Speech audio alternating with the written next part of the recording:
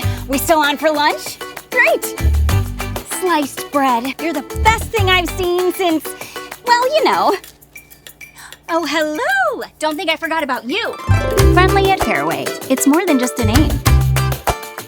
You guys didn't think we were going to forget about the summer series in 2025, did you? Heck no, we are back. We purposely did this, a smaller summer series this year, but we're doing it right in the heart of vacation season, so you guys have extra content to listen to and watch. If you're going on trips, going on an airplane, anything like that, we want to be here for you at Cyclone Fanatic. Of course, we wouldn't be able to do it without great sponsors like our studio sponsor, brand new to the team. We welcome our friends at Northwest Bank. Thank you so much for jumping on board. Fairway Meat and Grocery back to sponsor the 2025 Summer Series as always, and that is a perfect sponsor for the summer.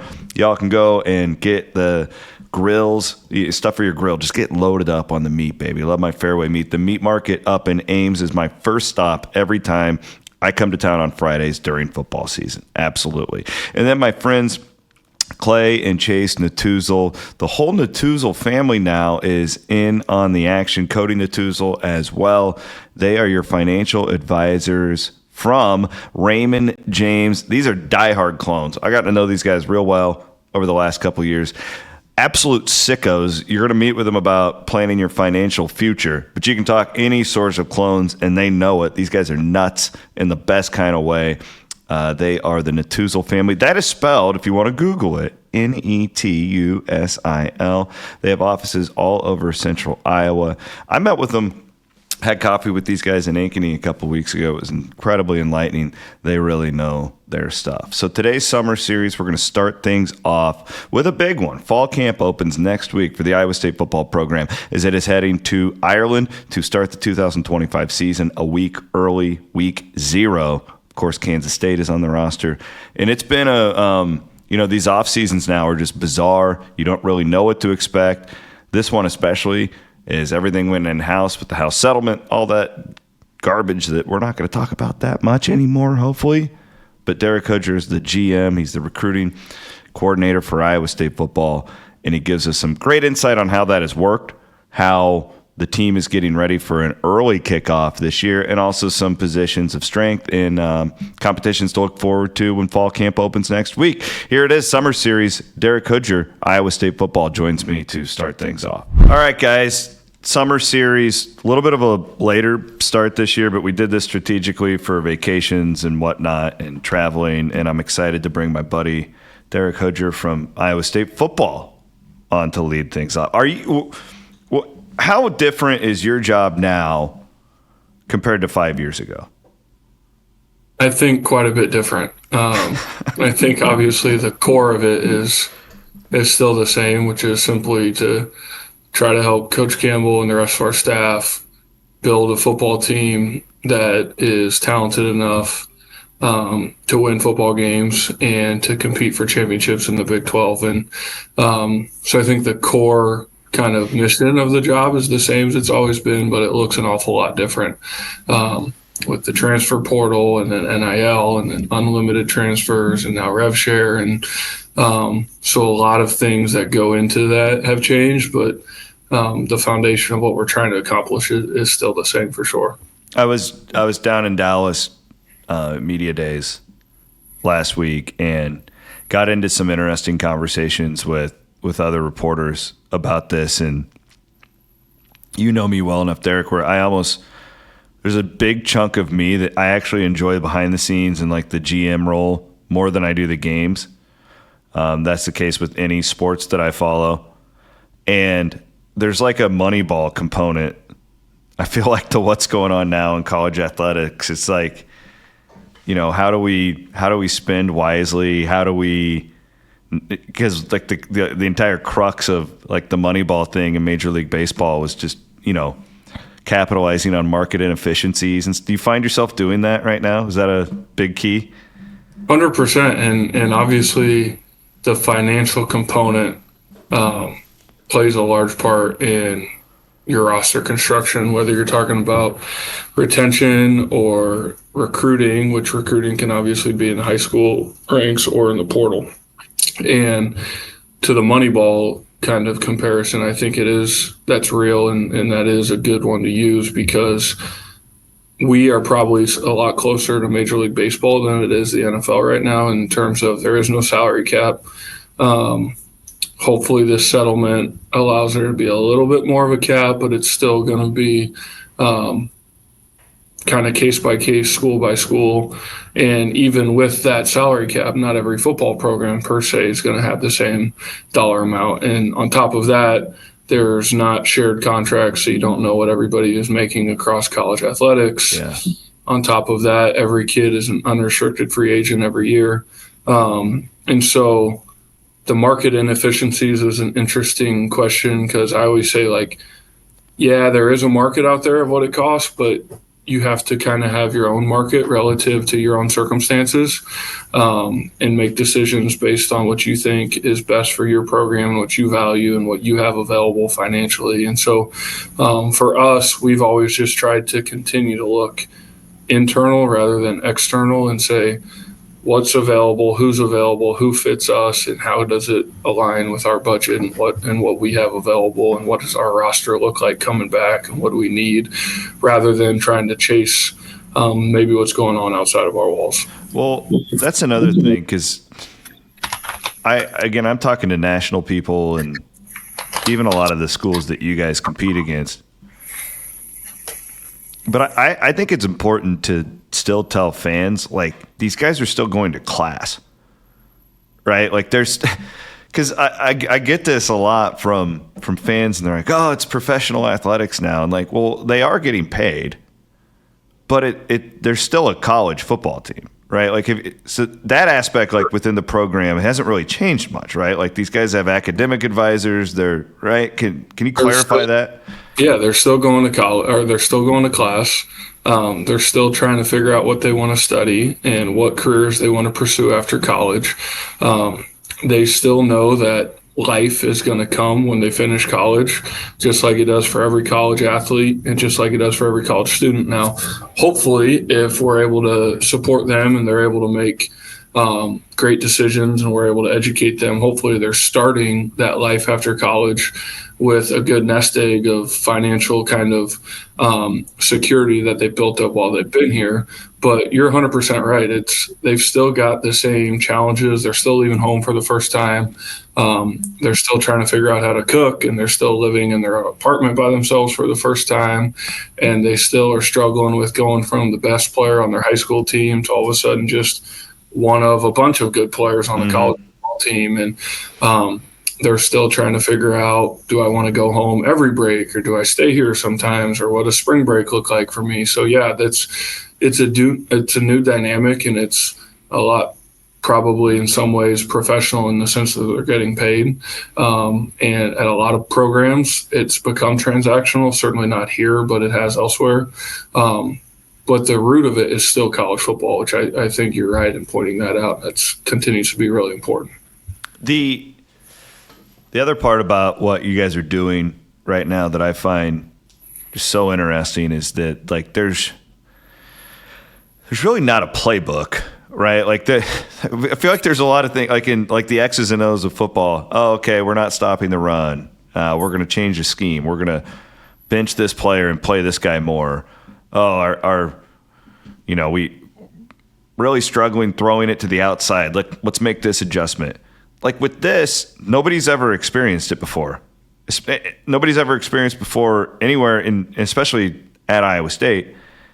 So, like, when you guys are having internal meetings, I mean, how many audibles have you called, I guess, over the last 3 or 4 years? Like, hey, well, maybe we need to do this different, right? Yeah. You know where I'm going with that?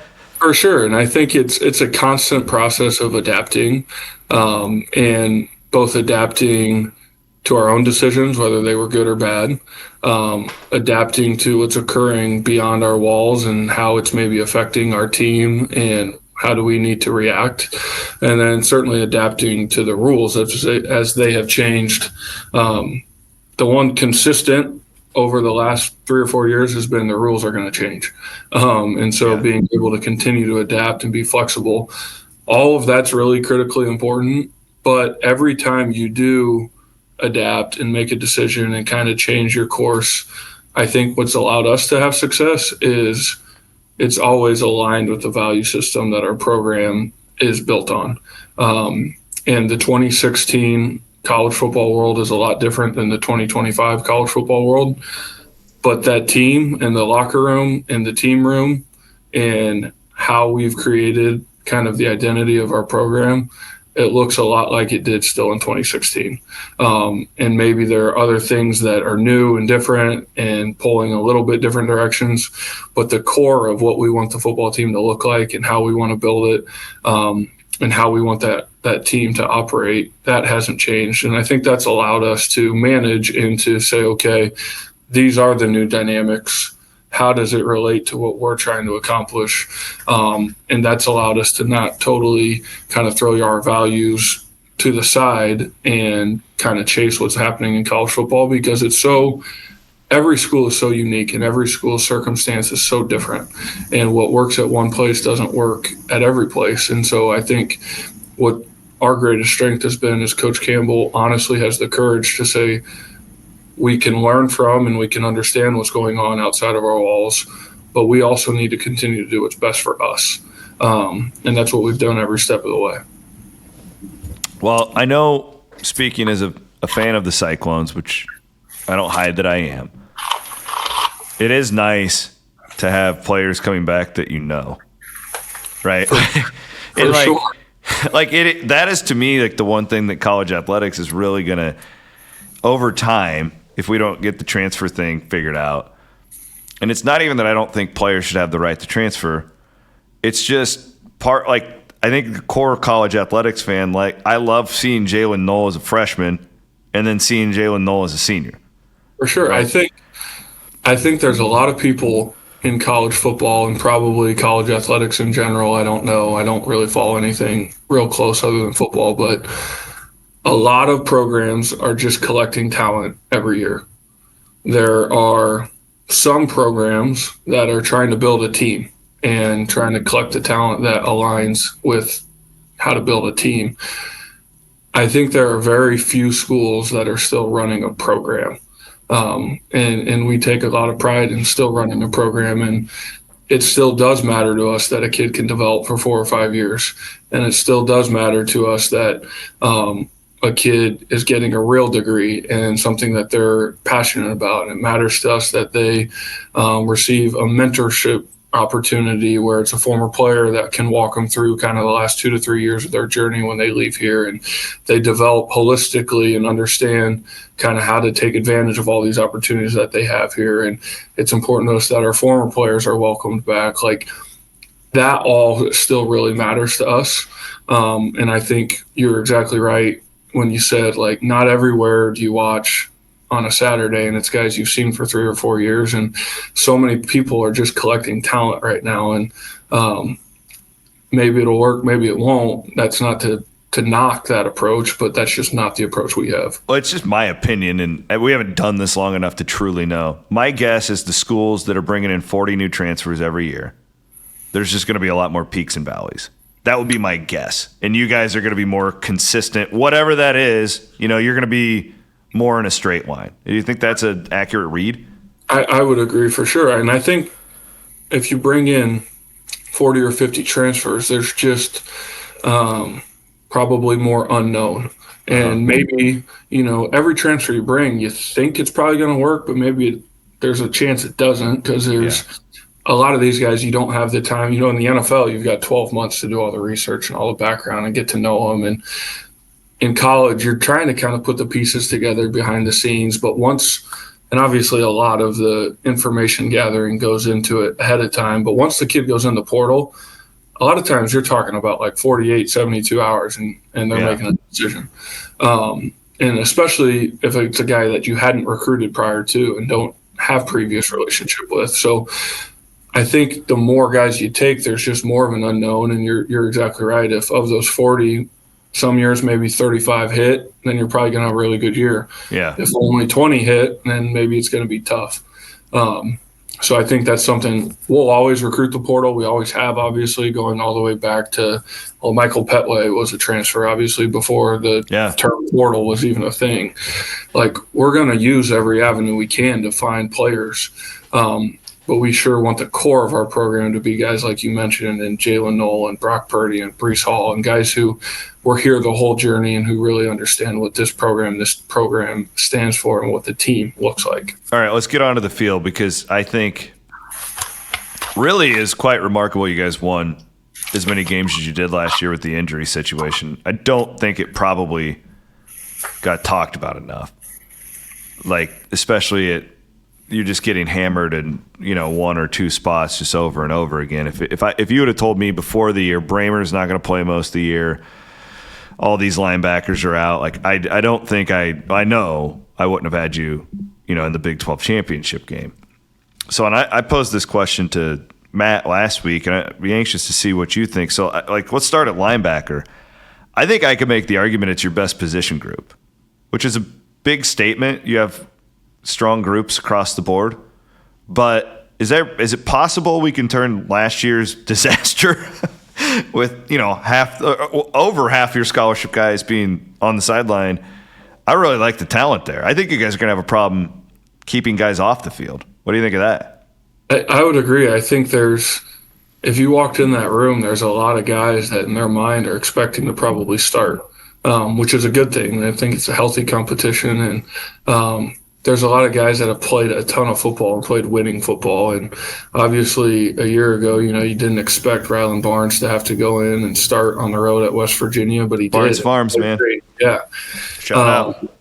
Caleb Bacon 2 years ago was maybe the best player on the defense, and you would have never expected to lose him the way you did. And that allowed Cale Brzezina to go and play lights out in week 2 in Kinnick. And then, he fights an injury. And so Zach Lovett fought an injury for a long time. You're already down your two guys to start the season. Didn't even mention Will McLaughlin was out, and who, when Will's been healthy, is one of the better players on our team, regardless of position. And so, I think that's one of the benefits as you were able to kind of survive that storm, as now a lot of guys have played a lot of football. And that's a great position to have depth at, because those guys can play on special teams and they can do a lot of different things. And so I think you're right. And hopefully, obviously, we can stay healthy and take advantage of that depth. The other thing I'm anxious to see, because it's easy to make this comp. It's not fair to Benny Ngoyi because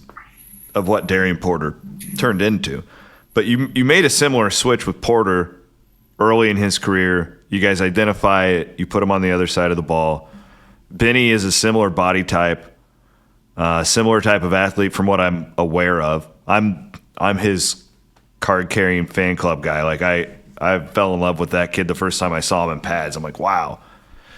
This second corner spot, because I know you like Bell a lot, the transfer from Lindenwood, and then Matt talked last week about a couple of red shirts. So this feels like, okay, we know he's at the one spot in John Tez, but this feels like your scouting department did a pretty good job. We don't know exactly where that second spot's going to end up, but I like my chances with numbers there. For sure, and like you said, obviously the starting point is John Tez, I think, is as good as any corner in college football. Love him. He's a tremendous player and a tremendous leader and a tremendous teammate. And so obviously that's a great starting point. And at DB in general, I don't think you can ever have enough. Obviously, we play with at least 5 DBs on the field every snap. And again, those guys can do so many different things throughout a football game. And so while John Tez is probably the only guy that's got significant returning experience, Trey Bell has played a ton of college football at Lindenwood and has high-end athletic traits. And I think just the maturity that comes with playing at football, even though it wasn't here that he played college football and he's been in big environments, he walked in the door and has a maturity about him for sure. Benny Ngoyi, like you said, you might be the card-carrying member, but I think there's others – I was the OG. Just I don't know if that's true, but that's become a hot name for sure, and deservedly so. And Benny's I like a guy like him, though, from what you guys have told me, where you ask him to make a change, and he's like, yeah, he doesn't fight you. He didn't even blink, and he's maybe as physically gifted as anyone, just from a height, weight, wingspan, speed, jumping ability. He's got a lot of talent. He played DB in high school, and he's had an opportunity, I think, to make a immediate impact. And then Quentin Taylor and David Coffey are the guys that redshirted a year ago, who both have flashed as really high-end players as well. So we feel really confident in that room, and maybe only one guy's played a ton of football, but everyone's got to play for the first time at some point, and that doesn't scare us a whole lot. Well, on that note, it is a little different this year, right? With the early kickoff, you're starting against one of your Big 12 rivals in Kansas State. I asked the players this last week. Nobody gave me anything. Campbell has them trained. I'll get you to crack. Is anything different in the offseason, like realistically, like other than everything being moved up a week, or is this the same thing you guys have done for 10 years? It's the same thing. There's That's nothing boring. different. I mean, no, it's pretty much copy paste. Other than you're missing a week, and yeah, you're coming back really early. That'll be unique to report to camp. July 22nd, I think, is the date, which that'll be unique. That's and in a week. So yeah, next Tuesday we report back, and so. But other than that, no, it's been copy paste, really the same exact thing. I guess, when that first game kicks off, because I often I find myself talking to fans after that first game in the Campbell era, where it's like you have this super comfortable win. It was never in doubt. You win by 20. And that wasn't very exciting, right? Like, well, no, the goal is to get in and win the game, and then you move on. That's what I always tell them. But it is a little different, though, because there's no too deep wise. Do you go, oh, maybe we'll lean with the guy with a little more experience this year? Anything, or are you just putting the best team on the field and we go? Yeah, I still think we'll certainly play the best players, and regardless, and I think we've proven that. Like, whoever wins each job throughout fall camp's the guy that's going to play. And we also know, certainly at the beginning of the year, we're going to play a lot of guys. We always have, and we always will. Yeah. It adds a little bit different dynamic, maybe in the sense that we played K-State to end the regular season, then you turn around and play them again right away. And it's an interesting dynamic of you feel like you know their team because you played them so recently, yet in today's college football, they've obviously got a lot of new pieces as well. But more than anything, the word that keeps coming to my mind is just respect. Like, yeah, we have so much respect for their program, for their staff, for their players. And we've been fortunate that we've played teams at the beginning of each year previously. Like, North Dakota was a really good football team last year.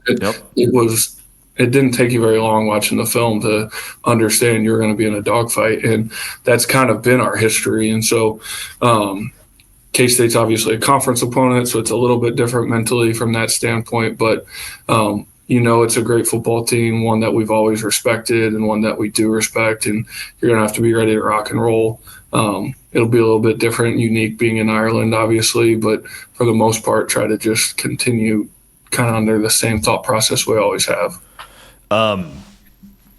Matt brought this guy up, so I feel comfortable bringing him up. This running back, this River Peppers. Yep. Man, I hear he's the real deal. I hear you guys are excited about the true freshman. Yeah, River came in for spring great ball. Name. Yeah, it is a great name.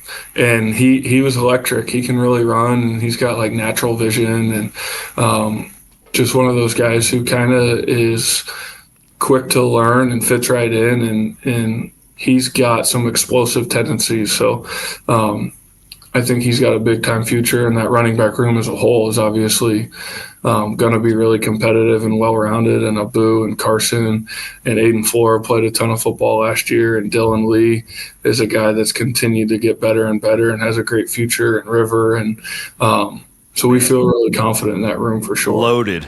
The other, I wanted to talk tight ends because I think maybe make the same point I made with linebackers.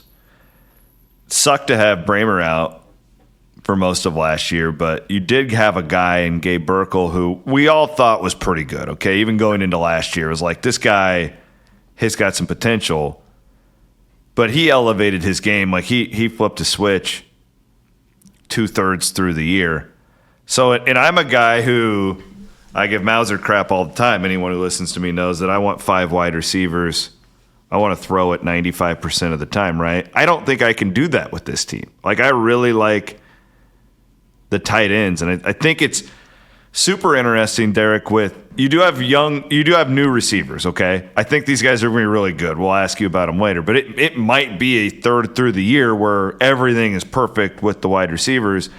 I love the tight end situation. For sure. And we've always obviously wanted to play with tight ends, and that's been kind of a core tenet of our success. And last year looked a little different, probably for 2 reasons. One, as you mentioned, the tight end room was decimated by injury also, and the linebackers deal was really bad, but they were pretty similar. Yeah, it doesn't get talked about as much, the tight ends. No, there were some weeks where you just didn't have as many bodies even available as you'd like. So that was part of it. And then the other part, like, we'd have been silly to not take advantage of having Jalen and Jaden on our team. Correct. Players formations plays. Yeah, and so that was a component of it. But, yeah, if you look at just the best players on our team, and as you mentioned, we'll get into the receivers, and I think we've got a really deep wide receiver room. But Ben Bramer and Gabe Burkle and Tyler Moore, those 3 alone, I think, are 3 of the best tight ends in the conference and in the country. And then Cooper Alexander, who is one of the guys who was hurt last year, is a tremendous player. And then you got Trip Walsh, who played a bunch last year because of the injuries. And we've got, I think, 8 guys that you feel really comfortable going in there and playing tight end right now. So I would certainly expect that those guys will have a big year for sure. And your 10 personnel and throw it 95% of the time, that's got no business here. I'm going to keep pushing it. That's what they told Leach in Lubbock too, and they haven't won big since. So just saying. Speaking of my favorite position, the wide receivers. Actually, D-line. I'm a D-line guy now. Haycock and the 3-man front changed me over the years. But the wide receivers. So we had the transfers, and everybody wants to talk about them. Rightfully so. I think they're really talented guys, Soel and Townsend. Yep. It is interesting, though, because you also have this group of guys like Edskelson comes to mind, and like this group of guys who we saw last year we really liked. How does that competition look going into fall camp? Because it feels to me like there's just a ton of bodies there. But while I think I know like these transfers will be up there, I anticipate them. I also think there could be some surprises potentially. Yeah, I think the word competition you use is perfect. And obviously, Chase and Xavier are 2 guys that have played college football and been successful at a high level. And Xavier, we obviously recruited out of high school initially and had a great relationship with him. Chase, we did not recruit out of high school, but through some connections, got to know him really fast and think those guys are really good fits for us. And they're both really talented players, but they're both even better humans. And they walked in the building and they kind of were ingrained themselves in our culture in Cyclone football in a hurry. So they've been great. And then beyond those guys, like the 2 young kids I first think of are Brett Eskelson and Dom Overby, who are both really high-end elite track athletes that both flashed at different times as freshmen. And Brett was one of our best special teams players throughout the entire year. And then you got Carson Brown, who, if you go back to the Houston game, kind of catches a ball that gives us a chance to go drive down the field. And that was kind of his moment that he was ready to shine. And nobody talked about him for a long time, and has the touchdown versus Texas Tech to take the lead late in the game. And Eli Green, who kind of fought the injury bug a little bit last year as well, has had a great offseason. Forgot about him. Yeah, I would have never brought him up, but he was the guy we were talking about last offseason. Yeah, he's super talented and has had an unbelievable offseason. Daniel Jackson, who in 2023, we wouldn't have beat Oklahoma State if it wasn't for him. He's a guy that played as a true freshman before he got injured and kind of been injured a couple times throughout his journey, but he's as mature and talented as anybody in that room as well. So that's not even to mention Zay Robinson, who's a true freshman from Valley, who's going to have an opportunity, I think, to be a great player here at eventually. How fast, how soon, we'll see. But I think that room's really, really deep, and obviously we're replacing two of the very best guys to ever play the position at Iowa State, and that's no easy task. But I think we've got talented guys, and I think we've got like really hungry, hardworking, team-first guys. So we're really excited about the receiver room. Yeah, and I also think there's just more to it than replacing them. You don't really replace them, right? No, it's not going to be copy-paste. I think it'd be impossible to assume that to be the case. Yeah, it's like you're not bringing back Jaden Higgins, but man, it's nice to have 18 lining back up at tight end. Right, for sure. That type of thing. I also Jaden Higgins was a different player than Xavier Hutchinson, who was a different player than Alan Lazard, and Chase Soule and Dominic Overby and Daniel Jackson, who's ever playing that position. Like, we can win with those guys, and they don't have to be the exact same type of player as Jaden. I also we mentioned the running backs, but did the offensive line change when Barrett goes down last year? Because it felt like when I go back and do my off-season review and I watch all the games back, like that West Virginia game was maybe as good as I've seen an Iowa State offensive line play in maybe 10 years. That may have been the pinnacle. I mean, 2020 would have had some good games. He goes down.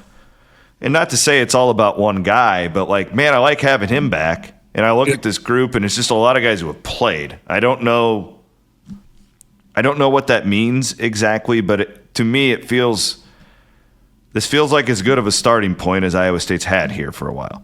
For sure. I think our offensive line played pretty darn good as a whole all year last year, to be honest with you. And I think it's probably the best group we've had. And I think like you said, it's a group that has a lot of returning production. Even Jalen Travis at left tackle is gone. Well, James Neal started at left tackle 2 years ago. Yeah. And Jared Hufford is now in the NFL as well, leaving center. Well, Jim Boniface started at center 2 years ago. And then you've got Brendan Black and Trevor Bohr and Dylan Barrett and Tyler Miller, all guys who have played a ton of football here for us. And then we were able to bring in Austin Barrett, who is Dylan's younger brother, who's cut from the same cloth and fits right in and has played high-level football at Indiana. And then I'll give you a Southwest Iowa name, Garrett Rutledge. Maybe as impressive as anybody all spring ball. Farm strength? So, yeah, he's a tough, strong, doesn't say 2 words, has maybe said 10 since he's been in Ames, but he plays hard and plays really violently and plays well. So I think we're really excited about that group for sure. Love Bohr. I think that he's got a ton of great potential. That he had a pretty good offseason too, from what I understand. He did. He gained a lot of weight. He looks great. In that West Virginia game, his first snap in when Dylan did get hurt, he kind of kicked off the touchdown run. So, do you agree with me on that game? Yeah, for sure. I felt like that game, I mean, just to see the push. Yeah. And that game also was that was a wild night. That was the Ryland Barnes game. It was the Rocco going home game too. Oh yeah, I forgot about that aspect of it. The drama about all that. Yeah, it's just really, really good stuff. Well, I'm gonna let you go because I know you're getting ready for camp to start. But I appreciate it. Glad to get you on, and anything we can do for you. Always here. Absolutely. And same, I appreciate you guys and all you do for us and all you do for Iowa State as a whole. So thanks for everything, and enjoy your summer. We'll be in Ireland soon. I'll see you in Ireland here in like a month. All right, travel safe. There you have it, our summer series kicking off in the summer of 2025. Derek Hoodjer, thank him for coming on with me today. Jake Brend has got the voice of the Cyclones, John Walters, coming up for our next summer series. Looking forward to that. We are in the Northwest Bank Studios. We are presented today by Fairway Meat and Grocery and Natuzel Financial Services. Thank you to them for supporting everything we do here on the Cyclone Fanatic podcast page. If you haven't yet, subscribe to our YouTube. We would appreciate it. We'll be back soon here on the Cyclone Fanatic podcast network.